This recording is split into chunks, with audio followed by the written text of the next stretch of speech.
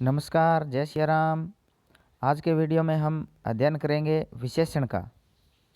तो विशेषण किसे कहते हैं? तो विशेषण संज्ञा एवं सर्वनाम की विशेषता बताने वाले शब्द विशेषण कहलाते हैं। जिसकी विशेषता बताई जा रही हो वह विशेष्य कहलाता है।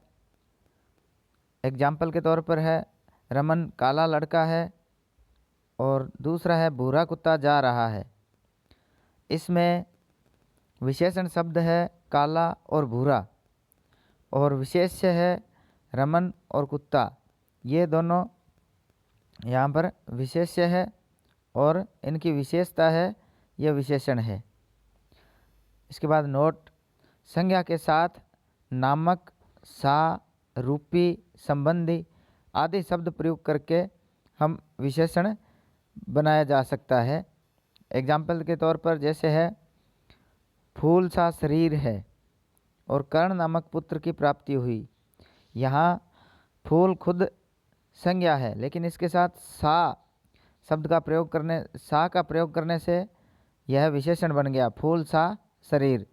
तो यहाँ फूल सा दोनों विशेषण का काम कर रहे हैं।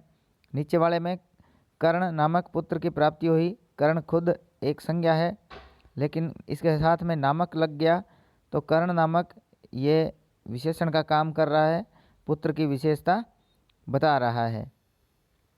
आगे वाला नोट, विशेषण का उपयोग बिना संज्ञा के नहीं हो सकता। विशेषण है वो संज्ञा के साथ ही प्रयोग होगा, बिना संज्ञा के विशेषण का प्रयोग नहीं हो सकता। इसके बाद है विशेषण के भेद। गुण, संख्या एवं परिभाषा के आधार पर विशेषण के 4 भेद हैं। सार्वनामिक विशेषण, इसको संकेतवाचक विशेषण भी कहते हैं, गुणवाचक विशेषण, संख्यावाचक विशेषण और परिमाणवाचक विशेषण। अब इन विशेषणों का हम एक एक करके क्रम से अध्ययन करते हैं। तो सबसे पहले है सार्वनामिक विशेषण या इसको संकेतवाचक विशेषण भी कहते हैं। निजवाचक एवं पुरुषवाचक जैसे कि मैं और तू के अतिरिक्त अन्य नाम सर्वनाम जब किसी संज्ञा से पहले आता है तब वे सार्वनामिक विशेषण कहलाते हैं। एग्जाम्पल पे यह आदमी अच्छा नहीं है, वह नौकर नहीं आया।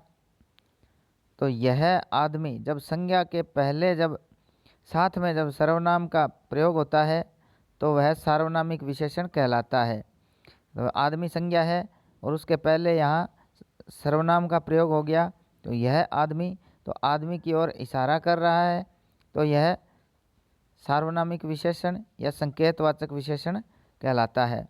वह नौकर, इसमें वह शब्द है, यह वह नौकर की विशेषता बता रहा है तो यहाँ यह सर्वनाम न होकर वह यहाँ पर सार्वनामिक विशेषण कहलाएगा। जैसे यह वह जिनकी ओर हम संकेत करते हैं, संज्ञा के साथ इनको प्रयोग करते हैं तो वह सार्वनामिक या फिर संकेतवाचक विशेषण कहलाता है। इसके बाद दूसरा है गुणवाचक विशेषण। जिन विशेषणों से संज्ञा के गुण, रंग, आकार, स्वभाव, दशा आदि रूप का बोध होता है उन्हें गुणवाचक विशेषण कहते हैं। तो जो भी संज्ञा है या सर्वनाम है उनके गुण, दोष, आकार, स्वभाव, रंग इनका जब हमें पता चलता है तो वो गुणवाचक विशेषण कहलाते हैं। एग्जाम्पल के तौर पे जैसे है काला, नीला, उजाड़, ढांचा, पुराना, ताज़ा, गरीब, रोगी, सुडौल, तिरछा, बुरा, भला, मीठा, खट्टा, लंबा, पुराना, नया। ये सारी चीज़ें किसी की गुण, दशा, अवस्था का हमें ज्ञान करवाते हैं तो वो गुणवाचक विशेषण के अंतर्गत आते हैं। इसके बाद आगे वाला तीसरा भेद है संख्यावाचक विशेषण। तो जिन विशेषण शब्दों से संज्ञा या सर्वनाम की संख्या प्रदर्शित होती है उसे संख्यावाचक विशेषण कहते हैं। जैसे 2, 4 ऐसे जो कुछ संख्याएं हैं ये हमें संख्यावाचक विशेषण में आती है। जैसे संख्यावाचक विशेषण के मुख्यतः दो भेद है। अब संख्यावाचक विशेषण है, इसके दो उपभेद किए गए हैं, निश्चित संख्यावाचक और अनिश्चित संख्यावाचक। निश्चित संख्यावाचक के अंतर्गत हमें वस्तु की निश्चित संख्या का बोध होता है, जैसे पहला, दुगुना, तीनों, चारों, एक एक आदि, ये निश्चित संख्या का बोध करा रहे हैं। अनिश्चित संख्या में इसमें वस्तु की कोई निश्चित संख्या का बोध नहीं होता। यहाँ पर हमें पता लगता है जैसे संख्या तो है पर उनकी निश्चित संख्या का ज्ञान नहीं होता, जैसे कई, बड़े, कितने, कम, थोड़ा आदि। जैसे मम्मी ने कहा कुछ खा लेना, तो यहाँ कुछ बताया नहीं है, हमें कितने आम, तो यहाँ पर आम की संख्या निश्चित नहीं है, आम तो है पर संख्या निश्चित नहीं है। इस तरह हम यहाँ इसका अनिश्चित संख्यावाचक विशेषण का प्रयोग कर रहे हैं। जैसे कई लोग आए, तो लोग तो आए पर इनकी संख्या का हमें ज्ञान नहीं है, यहाँ पर आएगा अनिश्चित संख्यावाचक विशेषण। इसके बाद चौथा विशेषण है परिमाणवाचक विशेषण। परिमाण का अर्थ है जहाँ माप तोल से संबंधित है, तो किसी पदार्थ या वस्तु की मात्रा, परिमाण, नाप या तोल का बोध कराने वाले शब्दों को परिमाणवाचक विशेषण कहते हैं। यहाँ पर हम संज्ञा या सर्वनाम की माप तोल संबंधी विशेषता प्रकट होगी, जैसे सारा दूध, थोड़ा घी, कुछ फल। तो यहाँ संज्ञा और सर्वनाम की जो परिमाणवाचक विशेषण है यहाँ माप तोल से संबंधित का पता चलेगा। इसके भी दो भाग होते हैं, निश्चित परिमाणवाचक और अनिश्चित परिमाणवाचक।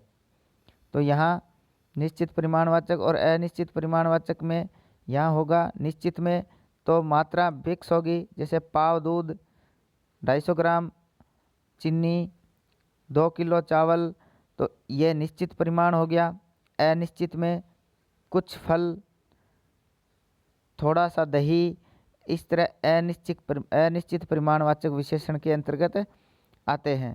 तो जहाँ पर संख्या या मात्रा निश्चित होगी तो निश्चित परिमाण में आएगा, और जहाँ पर संख्या और मात्रा निश्चित नहीं है तो वो अनिश्चित परिमाणवाचक विशेषण के अंतर्गत आते हैं। तो आज के वीडियो में हमने ये पढ़ा, निश्चित परिमाणवाचक विशेषण है किसी वाक्य में संज्ञा अथवा सर्वनाम की निश्चित मात्रा, परिमाण, नाप या तोल का बोध कराने वाले शब्दों को निश्चित परिमाणवाचक विशेषण कहते हैं। एग्जाम्पल के तौर पे जैसे है 3 किलो अनाज, 4 मीटर कपड़ा, तो यहाँ कपड़ा और अनाज का निश्चित, जो अनाज की निश्चित मात्रा बता रखी है, तो यह निश्चित परिमाण में आएंगे। अनिश्चित परिमाणवाचक में किसी वाक्य में संज्ञा अथवा सर्वनाम शब्दों की अनिश्चित मात्रा या परिमाण या नाप तोल का बोध कराने वाले शब्दों को अनिश्चित परिमाणवाचक विशेषण कहते हैं। जैसे एग्जाम्पल में दिया है थोड़ा अनाज, बहुत सारा धन, तो ये हमें निश्चित संख्या या परिमाण नहीं बता रहे हैं। तो अनाज थोड़ा है, अनाज की मात्रा का पता नहीं है, अगर 2 किलो अनाज आ जाए फिर तो ये निश्चित में आ जाएगा। अब यहाँ थोड़ा सा है तो यहाँ मात्रा निश्चित नहीं है, तो ये अनिश्चित परिमाणवाचक में आएगा। बहुत सारा धन, तो धन है, बहुत सारा है, इसकी मात्रा निश्चित नहीं है, तो अनिश्चित परिमाणवाचक विशेषण के अंतर्गत इनको रखा जाता है। तो आज के वीडियो में सर्वनाम और संज्ञा और सर्वनाम की विशेषता बताने वाले शब्दों की हमने जो विशेषण थे उनका अध्ययन किया। तो विशेषण के बारे में आपने पढ़ा। अगर आपको वीडियो अच्छा लगा तो आप कमेंट बॉक्स में ज़रूर बताएं, वीडियो को शेयर करें, और चैनल को सब्सक्राइब नहीं किया है तो चैनल को सब्सक्राइब करें। धन्यवाद।